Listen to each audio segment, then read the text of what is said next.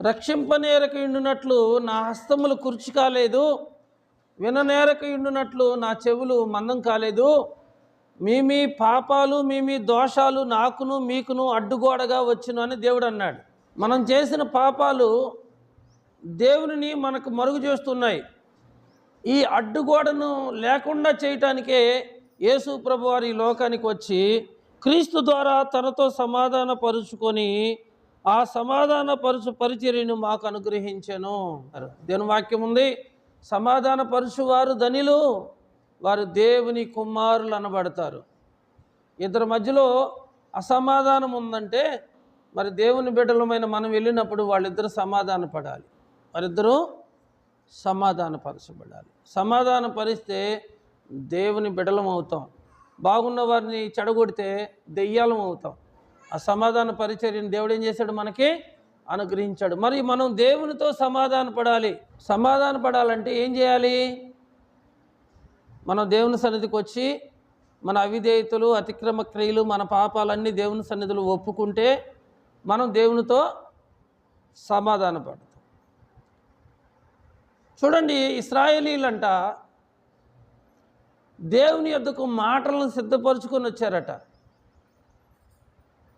మాటలను సిద్ధపరచుకొని వచ్చి పశ్చాత్తాపంతో వారు చేసిన పాపాలన్నీ ఒప్పుకున్నప్పుడు దేవుడు అన్నాడు, నేను వారికి చెట్టుకు మంచున్నట్లుగా ఉంటాను, తామర పుష్పం అభివృద్ధి చెందినట్లుగా వారు అభివృద్ధి చెందుతారు, నేను వారికి తండ్రిని అయి ఉంటాను, వారు నాకు కుమారులు అయి ఉంటారు అని దేవుడు ఆ ప్రజల పట్ల తన ప్రేమను వెల్లడిపరుస్తూ వచ్చాడు. అలాగే ఈరోజు చాలామంది పాపాలు శాపాలు చేస్తూ దేవునికి దూరం అయిపోతున్నారు.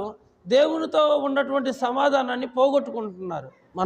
మనం వెండి ఇవ్వాల్సిన అవసరం లేదు, బంగారం ఇవ్వాల్సిన అవసరం లేదు. దేవునితో సమాధాన పడాలి అంటే మన పాపమును మనం ఒప్పుకొని ఆయన నమ్మదగిన వాడు కనుక, నీతిమంతుడు కనుక మన దోషములన్నింటిని ఒప్పుకొని దేవుని సన్నిధిలో మనం కనబడితే సమాధానం ఉంటుంది.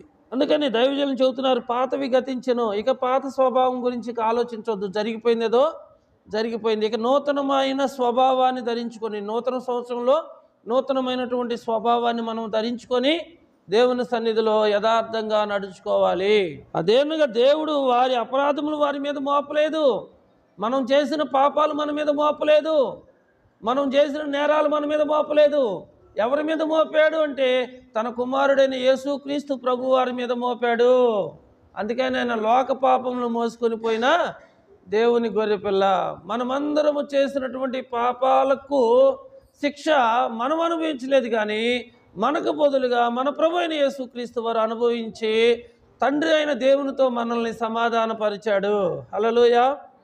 మనం అప్పులు చేసాము, మనం కట్టలేదు, మన తండ్రి కట్టాడు, కట్టేశాడు, తండ్రి కట్టేశాడు. ఇప్పుడు అప్పు ఉన్నట్ట లేనట్ట? ఉన్నట్ట. అప్పులు నువ్వు చేసావు, నువ్వు చేసినప్పుడు నువ్వు కట్టలా, మీ తండ్రి కడితే ఉన్నట్ట లేనట్ట? లేనట్టు. అలాగే మనం చేసిన పాపాలకు శిక్ష మనం అనుభవించలేదు. ఆ పాపాల శిక్ష మనం అనుభవించకుండానే మనందరి పాపాలు, దోషాలు, నేరాలు తండ్రి అయిన దేవుడు తన కుమారుడైన యేసుక్రీస్తు ప్రభు వారి మీద మోపాడు. ఆయన మీద మోపాడు కనుక ఆయన వలన మనందరికీ సమాధానము చేకూర్చబడింది. సమాధాన వాక్యం. మీరు అనుకోవచ్చు, దేవుని వాక్యం మీరు కలిగి ఉంటే మీరు ఎంతో అదృష్టవంతులమ్మా, దేవుని సన్నిధికి వస్తే మీరు ఎంతో అదృష్టవంతులు. ఈ వాక్యం ఏం వాక్యం అంటే సమాధాన వాక్యం. నీ హృదయంలో గలిబిలు ఉందా, అసమాధానం ఉందా, ఇబ్బందులు ఉన్నాయా, సమస్యలు ఉన్నాయా, ఏదన్నా కానీ నువ్వు బైబిల్ దగ్గరికి వచ్చి కూర్చుంటే దేవుడు నీకు సమాధానం ఇస్తాడు. అమ్మా, నీకు సమాధానం, సంతోషాన్ని దేవుడు ఇస్తాడు. ఎందుకంటే యేసుక్రీస్తు ద్వారానే తండ్రి అయిన దేవునితో మనం సమాధాన పడ్డాం. ఆ సమాధాన వాక్యం మన చేతుల్లో కాదు, మన హృదయంలో ఉండాలి. కావున దేవుడు మా ద్వారా వేడుకున్నట్లు మేము క్రీస్తు రాయబారులమి. పాస్టర్స్ అంటే ఎవరు? రాయబారులు, మధ్యవర్తులు. మేము క్రీస్తు రాయబారులమై దేవునితో సమాధాన పడుడని క్రీస్తు పక్షంగా మిమ్మల్ని బతిమాలు కొనుచున్నాను. ఏం చేస్తున్నాడంట? అయ్యా, మీ పాపాలు ఒప్పుకోండి, అయ్యా మీ అతిక్రమ క్రియలు ఒప్పుకోండి, మీ చెడ్డ అలవాట్లను తీసేసుకోండి, చెడ్డ వ్యసనాలు తీసేసుకోండి, మీ కుటుంబాలను ఎందుకు మీ చేతులారా మీరు పాడు చేసుకుంటారయ్యా, మీ భార్య, మీ బిడ్డలు, మీ కుటుంబాలు దేవుని యొక్క వాక్యపు వెలుగులో మిమ్మల్ని మీరు సరి చేసుకొని ఆ నిత్య నరకము నుండి తప్పించబడి నిత్య జీవానికి రండని పాస్టర్ గారు బతిమలాడుకుంటూ ఉంటే, బతకడానికి వచ్చిన వాళ్ళని మనం అనుకుంటే అది మన దౌర్భాగ్యం, మన దౌర్భాగ్యం. ఎందుకు బతిమలాడుకుంటున్నారు? నీ తోడబుట్టిన వాళ్ళు నిన్ను బతిలాట్లా, నిన్ను కన్నవాళ్ళు నిన్ను బతిలాట్లా. దైవజనుడు ఎందుకు బతిలాడుతున్నాడు? ఎందుకు బతిలాడుతున్నాడమ్మా?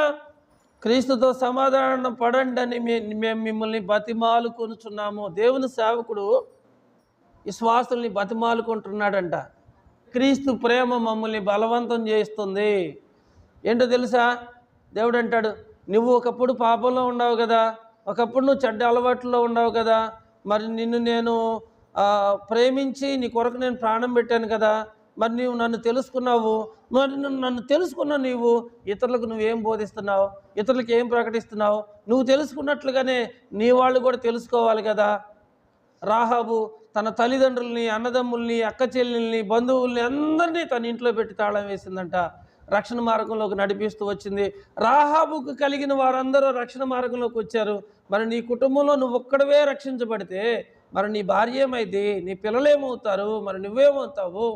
మరి రక్షణ తక్షణం కదా, రక్షణ మార్గము అందరికీ కావాలి కదా. మరి సమరయ స్త్రీ ఏం చేసింది? తాను రక్షించబడి సమరయ గ్రామానికి వెళ్ళి ఊరు వారందరికీ కూడా ప్రభుని గురించి మాట్లాడి అందరినీ ప్రభు దగ్గరికి నడిపించి ఆ సమరయ పట్టణాన్ని ఉగ్రత నుంచి కాపాడుకుంది కనుక మరి మనం కూడా మన తోడబుట్టిన వాళ్ళ కొరకు, అలాగే మన కన్నవారి కొరకు, అలాగే మనకు సంబంధించిన వారందరి కొరకు కన్నీరు కాచి ప్రార్థన చేసి మరి వారిని దేవునితో సమాధాన పడండి అని మనం బతివాలుకోవాలి కదా. ఎన్నిసార్లు చెప్పాలన్నా? ఒకసారి చెప్పాం, రెండుసార్లు చెప్పాం. వాళ్ళకి తెలీదా? ఆదివారం తెలీదా? మనం చెప్పాలా? దేవుడు అంటే తెలీదా? అనేక సార్లు మనం అంటూ ఉంటాం.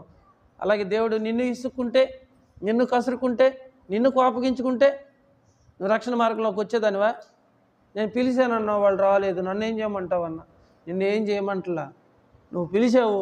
అప్పుడు ఆ మాటలో అంత శక్తి లేదు. మళ్ళీ కొన్నాళ్ళు ప్రార్థన చేసి మళ్ళీ పిలువు, మళ్ళీ రావట్లేదు. మళ్ళీ కొన్నాళ్ళు ప్రార్థన చేసి మళ్ళీ పిలువు. ఏదో ఒకరోజు నీ మాటకు బరువు వచ్చింది, వాల్యూ వచ్చింది. ఖచ్చితంగా నీ మాటను బట్టి దేవుని సన్నిధికి నడిపించబడతారు. నువ్వు ఒకసారి రెండుసార్లు పిలిస్తే రారు. వచ్చేంత మటుకు ప్రార్థన చేయాలి.